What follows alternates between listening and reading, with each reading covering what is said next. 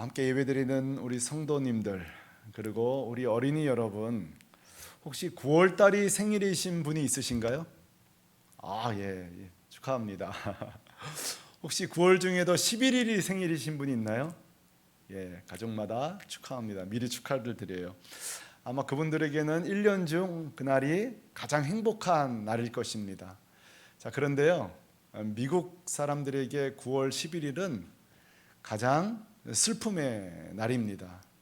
우리가 잘 아는 것처럼 역사상 가장 큰 테러가 있었던 날이 9월 11일입니다. 납치된 4대의 비행기가 2대는 세계 무역센터 빌딩에 부딪혔고, 한 대는 펜타곤 국방부 청사에 떨어지고, 또 한 대는 그 승객들의 저항이 때문에 펜실베니아 그냥 벌판에 이렇게 떨어지게 되었습니다. 이게 얼마나 큰 사고였냐면은 사망자가 무려 2,977명이었어요. 우리 어린아이들 잘 체감이 안 되죠? 이렇게 생각하시면 돼요. 그 다음날 아침에 눈 떠보니 3,251명의 아이들이 부모를 잃은 거예요. 한 3,300명이 하루아침에 부모님이 사라진 것입니다. 자, 당시 저 사고를 목격한 전문가들은요, 사망자가 10,000명까지 늘어날 거라고 예상을 했어요. 그런데 4분의 1 수준, 3,000명 미만으로 줄일 수 있었던 이유가 있습니다. 그 이유가 뭘까요? 그것은 바로 이분들 때문입니다. 이분들은 누굴까요? 저렇게 빌딩 밖으로 모두가 탈출해서 도망칠 때에 도리어 빌딩 불구덩이 속으로 돌진하는 분들이 있었기 때문이에요. 그분들은 바로 소방관들입니다.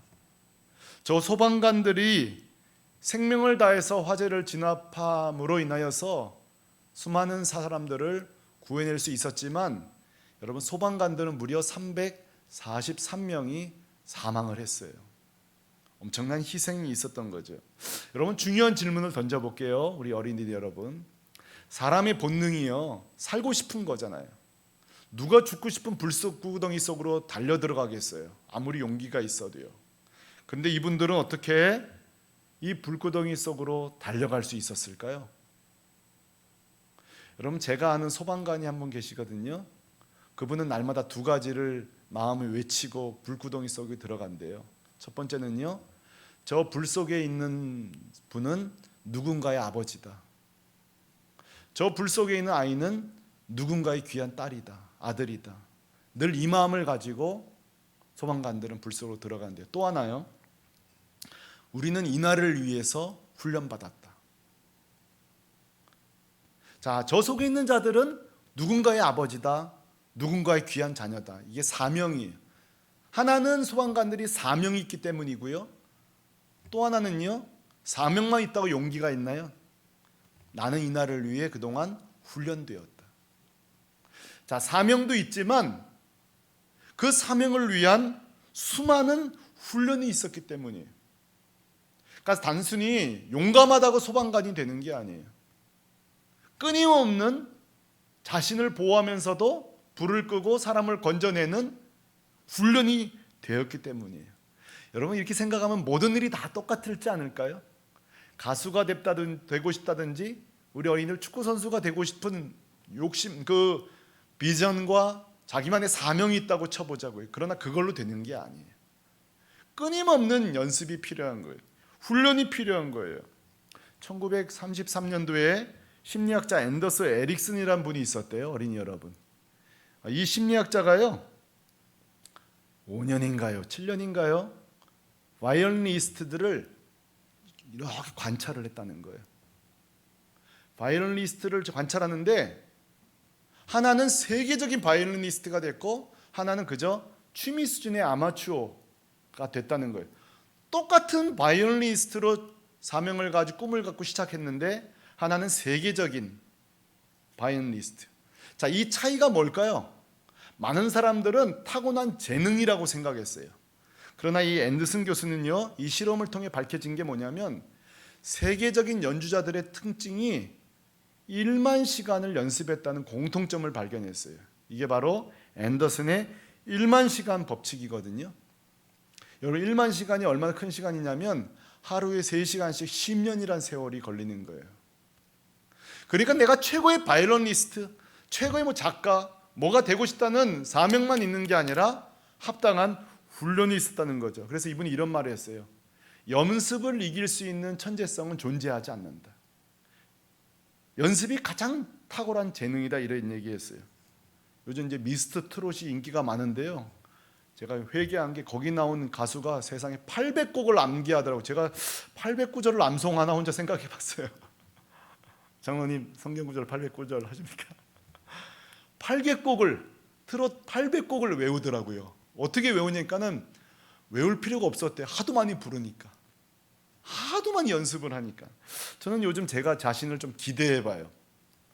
새물결 교회 온 뒤로 제가 하루에 적어도 매일 독서를 3시간 이상 하려고 하거든요. 이 1만 법칙을 한번 해보고 싶은 거예요. 제가 3시간씩 독서를 하는데 제가 10년이 쌓이면 제가 어떻게 될까요? 기대가 되어져요. 제가 10년 뒤에 어떤 설교자가 될 수 있을런지. 자, 세상의 원리뿐만 아니라 이 소방관음에 해당되는 것이 아니라 우리 어린이 여러분, 성도 여러분, 신앙생활도 마찬가지예요. 여러분, 성경에 하나님께 너무 귀하게 쓰임받은 사람들이 있어요. 한번 생각해 봐요. 아브라함, 모세, 여호수아, 기드온, 이런 분들이 하나님께 크게 쓰임받았는데요. 이 사람들이 처음 하나님이 잠깐 나 좀 보자 하고 사명을 맡길 때 공통점이 있어요. 뭔지 아세요? 나는 못해요예요. 전부 다 처음의 반응은 나는 못해요예요. 나는 못해요. 다시 말해서 대단한 사람을 뽑은 게 아니에요, 하나님이. 오히려 연약한 자들을 택하셨어요. 그러나 내가 너를 선지자로 쓸 거야, 내가 너를 장수로 쓸 거야, 내가 너를 왕으로 쓸 거야, 사명을 준 뒤에는요, 사명을 감당한 피나는 훈련을 시켰다는 사실이에요. 하루아침에 하늘에서 뚝 하나님의 사람이 떨어진 게 아니라 사명과 사명에 합당한 다 훈련들을 시켰어요. 예를 들어 보라고요. 대표적인 사람이 다윗이에요. 여러분 조선시대의 가장 위대한 왕이 누구예요? 어린이 여러분, 세종대왕이죠. 세종대왕 3대 업종 뭐예요? 훈민정음, 그렇죠? 그 다음에 다양한 과학기술을 만들었고요. 그 다음에 농업 정책을 폈어요. 먹거리 문제. 대단하죠? 다윗왕도 마찬가지예요. 조선시대의 위대한 왕이 세종대왕이라면 이스라엘의 위대한 왕은 다윗이에요. 다윗의 3대 업적 뭘까요?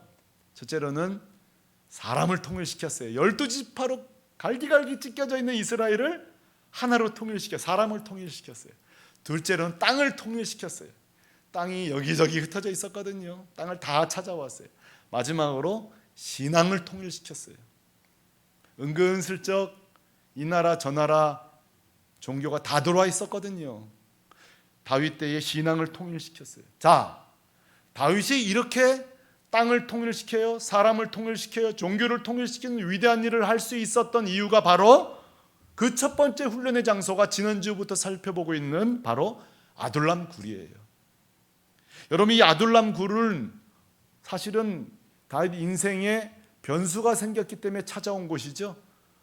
어떤 변수요? 사울 왕이 다윗을 너무 괴롭히니까, 다윗을 죽이려고 하니까 다윗을 피해서 온 곳이 이 아둘람 피난처예요. 그런데요, 얼마나 답답했을까요, 이 아둘람 굴이.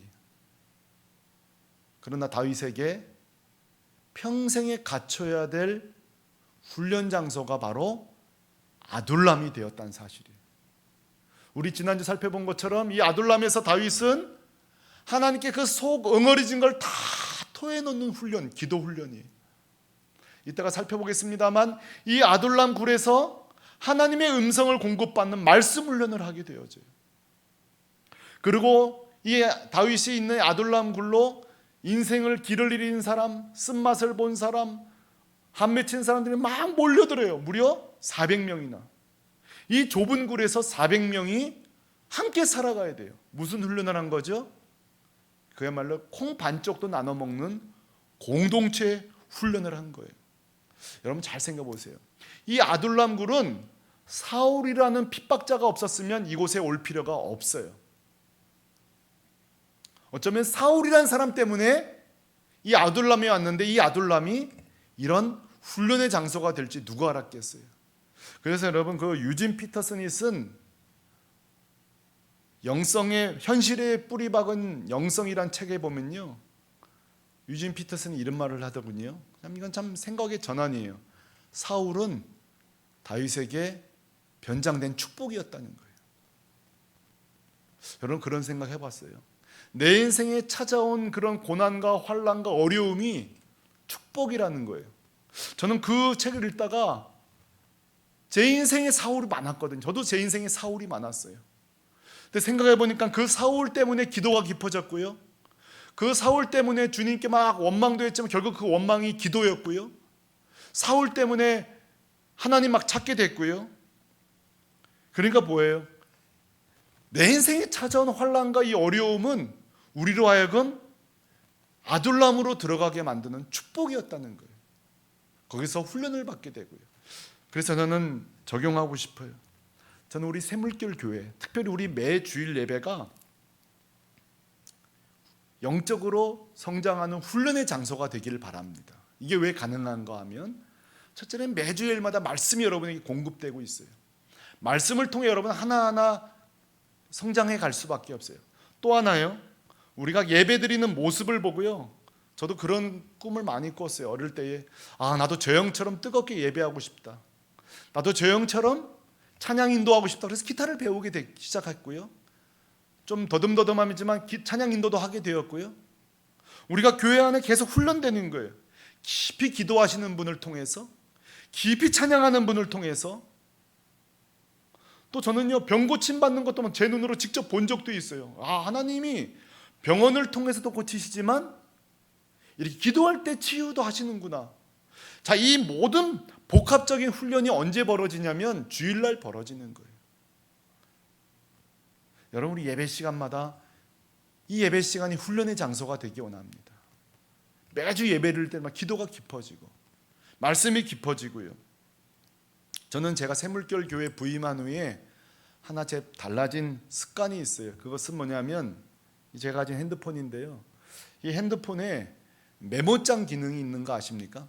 메모장에다가 일기는 못 쓰지만 매일 저녁에 오늘 배운 점하고 하나씩은 꼭 적고 자요. 오늘 하루 하나님께서 깨닫게 하신 게 있어요. 큐티 말씀이든 뭐든지 간에 배운 점들을 이렇게 막 적어가는데요, 이게 벌써 많이 쌓였어요. 1년이면 365개를 배우는 거예요. 얼마나 이게 나중에 한번 쭉 보면요, 유익이 되는지 몰라요. 한번 여러분 해보세요.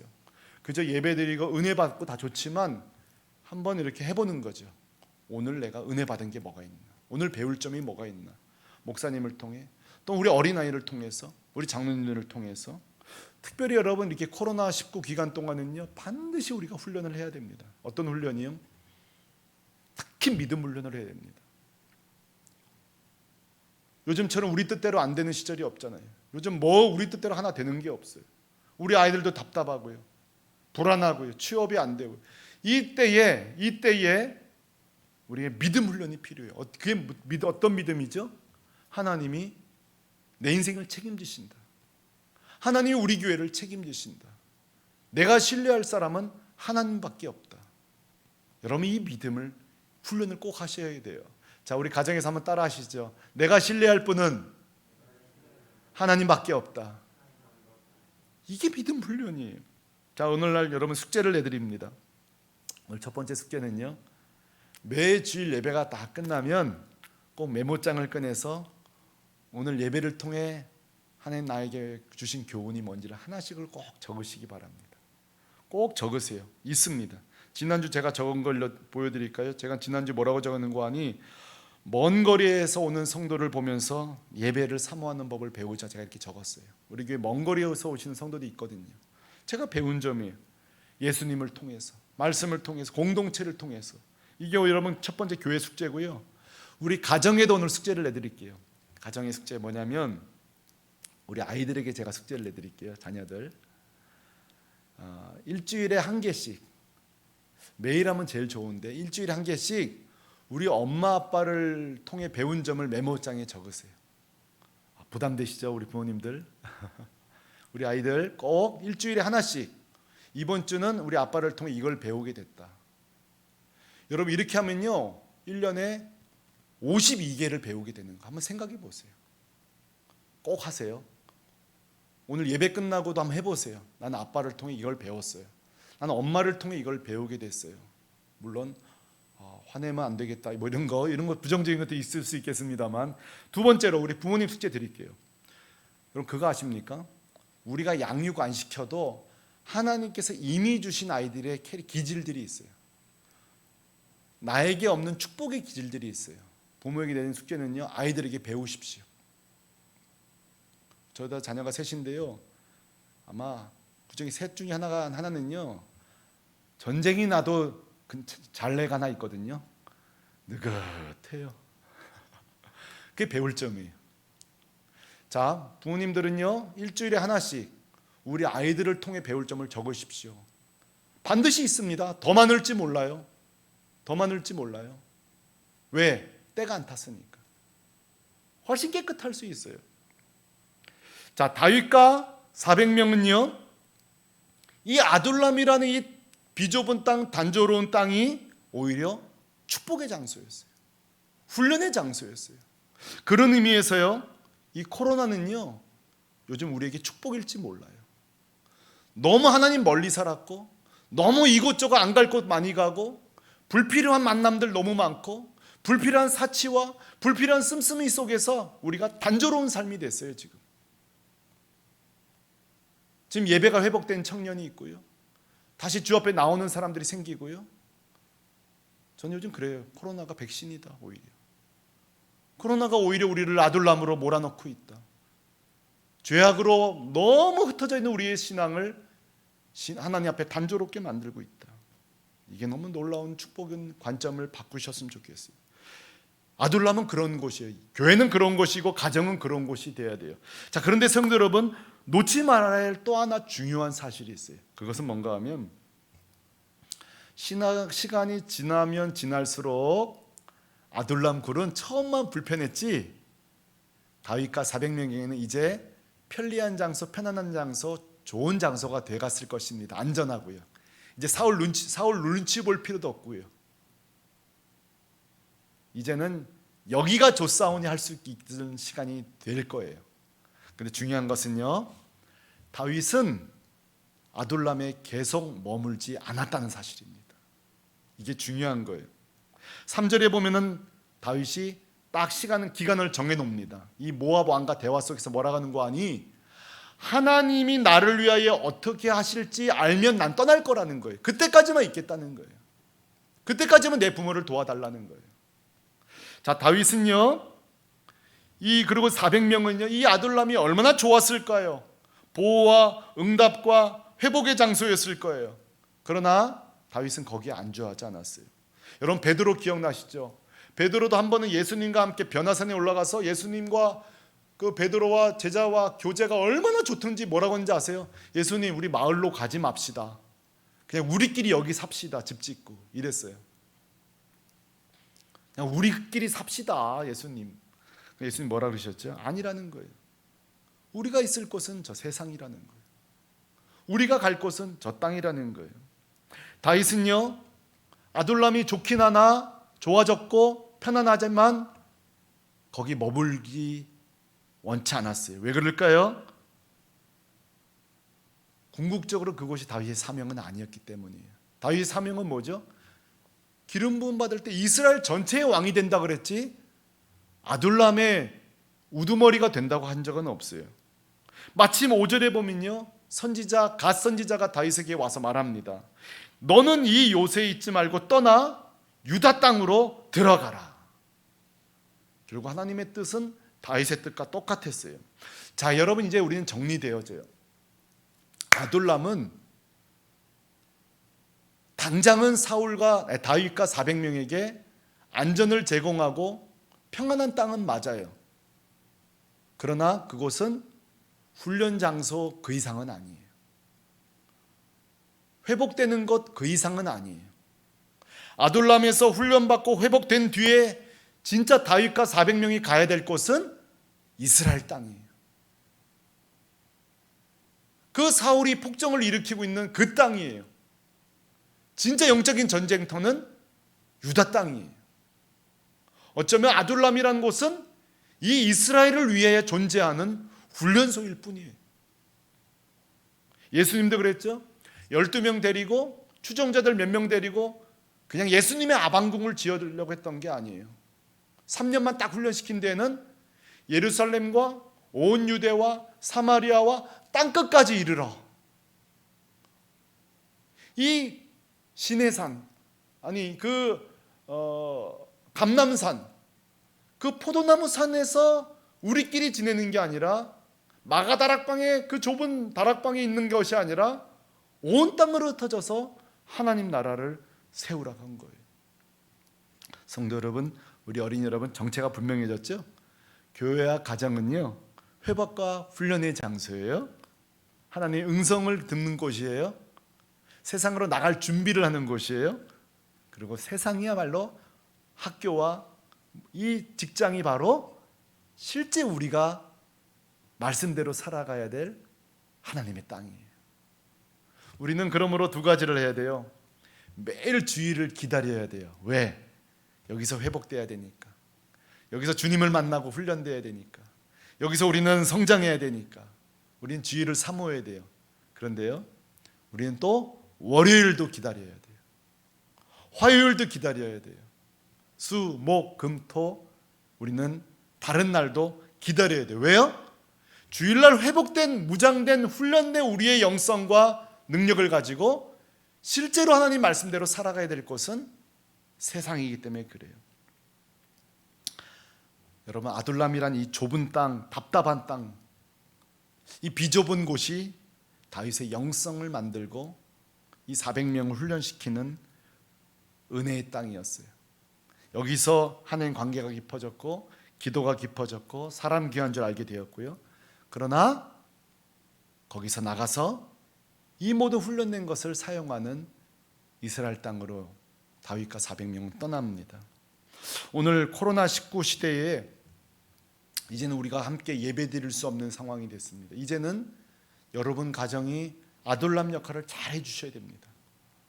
오늘 말씀처럼 부모와 자녀 가운데 상호 훈련을 받고 상호 성장을 하고 주님 말씀을 배우고 무장되고, 그리고 빨리 월요일 왔으면 좋겠다. 우리 어린아이들은 동네에서 친구들 만나면서 그 친구들과 함께 사이좋게 지내고 그들을 돕고, 이 여러분 단조로운 시간, 이 코로나 팬데믹 시간에 언제 이게 끝나나 기다려야 합니다. 맞습니다. 빨리 회복돼야 됩니다. 그러나 어쩌면 하나님께서 우리를 이곳으로 몰아넣으셨다면 이 단조로운 아둘람 땅에서 우리는 오히려 잘 선용하고 성장하고 주님과 더 깊어지고 회복되어서 무장되기를 참 소망합니다. 군대 간 아이들 휴가 받아 오면은 군대에서 키가 큰 아이들이 있어요. 친척들도 명절 때 오랜만에 만나면 키가 훌쩍 크잖아요. 저는 우리들이 그런 만남이 되기를 원합니다. 다시 예배가 회복되었을 때에, 우리가 다시 만났을 때에, 목사님 예배가 없으니 너무 힘들었어요. 물론 그럴 수도 있겠지만 오히려 목사님 이 단조로운 삶 가운데 내가 기도가 깊어졌다고, 성도가 더 보고 싶더군요. 우리 아이들이 더 그립더군요. 주의 교회가 더 사랑스러워지군요. 더 많은 은혜들이 풍성해져서 우리 다시 만나게 되기를 주님의 이름으로 축원합니다. 우리 같이 한번 기도하겠습니다. 우리 어린이들도 가정에서 우리 같이 한번 기도할 때에 우리 부모님들이 우리 아이들을 위해서 한번 기도해주고 아이들이 한번 우리 부모님 위해서 한번 기도해 주실까요? 먼저 우리 부모님들이 아이들을 위해서 기도해 주세요. 이 코로나 때 아이들 답답하고 놀지도 못하고 참 어렵게 살고 있는데 이 아이들 말씀 안에 잘 자라게 해달라고, 몸과 마음과 육신이 건강해지게 해달라고 우리 부모님들 먼저 아이들 옆에 있으면 안아주세요. 안고 기도해 주셔도 좋습니다. 같이 한번 기도하겠습니다. 하나님 아버지,